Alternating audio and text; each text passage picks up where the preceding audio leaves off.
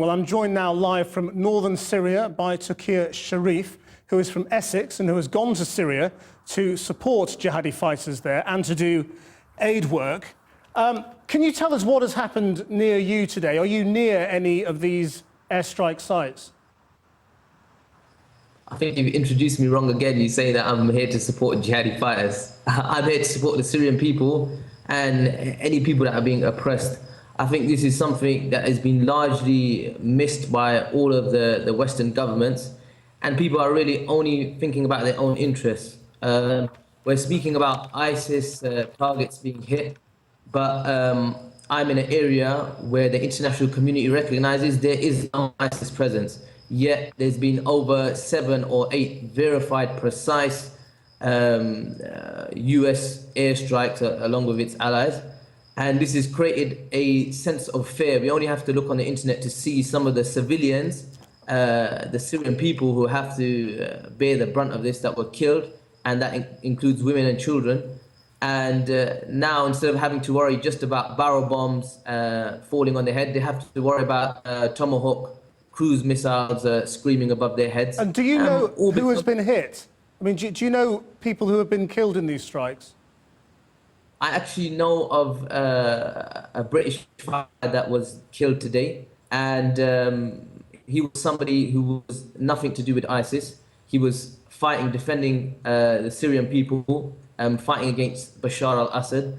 And I think this is something that clearly needs to be looked at, that this has been labeled as a war against ISIS, when in actual fact this is a war against other Islamic groups. This is a war on Islam. It's not a war on. You're saying this. You know of a British fighter who has been killed, but who was part of a different group. A lot of people are very confused. What is the difference between the group he was fighting for and ISIS? I think that the media has done a very good job of scaremongering the population into making ISIS this great big monster. And we forgot about all of the international laws that Bashar al-Assad has committed. We've forgotten about... All right, but can you stick to the question? I mean, we're just trying to work out what is the difference between the groups who are being attacked now, where you are, and ISIS. Are they enemies of ISIS? Are they opposed to ISIS, or are they allies? Some of these people were actually fighting against ISIS. So obviously, we have to look at why these people are being killed. Some of these people are fighting against Bashar, and they were also fighting against ISIS. So at the end of the day, there's ulterior motives behind why certain groups are being targeted, and this is something that needs to be looked at. Well, America has said quite openly today that it's targeting those groups near you because they pose a direct threat to the United States.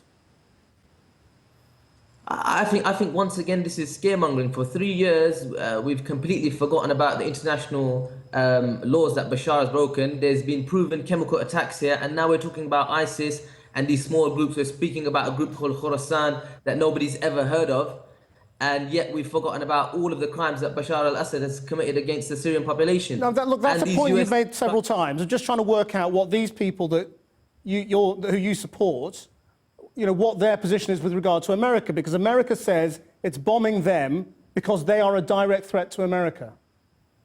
Are you saying they pose no threat to America?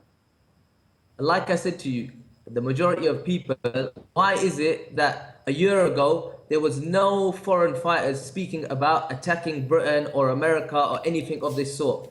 It's because of our own foreign policy. Why is it now, because of certain media coverage, that we find that these stories are being blown out of proportion? The majority of people that came here to fight came here to defend the Syrian people. Let me just ask you finally, I mean, the British government regards even what you're doing, even though you're not there to fight, they regard even what you're doing as very unwise and possibly even illegal. Do you plan to come back to Britain? Well, to be honest, I'm part of one of the many Muslims who's been ostracized by his own government. My daughter's been refused a passport. I have current harassment by the government. So at the end of the day, I came here to help the people, and I don't really have an intention of coming back. It would be nice to come back, but this kind of treatment by our own government, we forgot about Dr. Abbas Khan, Alan Henning now, the captive that is being held by ISIS, The government hasn't done anything to secure his release. So I think that Britain really needs to look about and think about its own citizens and its own foreign policy rather than what's going on in the ground here in Syria. Mr. Sharif, thank you very much for joining us from northern Syria.